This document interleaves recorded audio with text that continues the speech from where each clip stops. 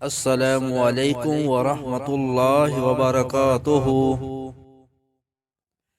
اگر آپ روزانہ کی ایک صحیح حدیث سننا چاہتے ہیں تو اس چینل کو سبسکرائب کر لیں۔ شکریہ۔ بسم اللہ الرحمن الرحیم۔ آقا کی ذات پر محبت سے درود پڑھ لیں۔ الصلاۃ والسلام علیک یا رسول اللہ وعلی آلک واصحابک یا حبیب اللہ۔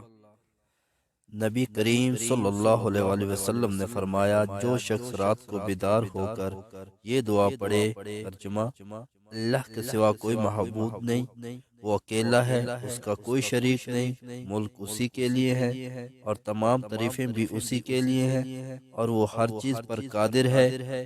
تمام تعریفیں اللہ ہی کے لیے ہیں۔ اللہ کی ذات پاک ہے، اللہ کے سوا کوئی معبود نہیں، اور اللہ سب سے بڑا ہے۔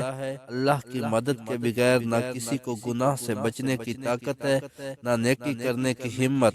پھر یہ پڑھے، ترجمہ: اے اللہ میری مغفرت فرما، یا یہ کہے کہ کوئی دعا کرے تو اس کی دعا قبول ہوتی ہے۔ پھر اگر اس نے وضو کیا اور نماز پڑھی تو نماز بھی قبول ہوتی ہے۔ حدیث نمبر 115، صحیح بخاری۔ اگر ہو سکے تو اپنے والدین اور آقا کی ساری امت کے ایصال ثواب کے لیے اس حدیث کو زیادہ سے زیادہ شیئر کریں۔ جزاک اللہ خیرہ۔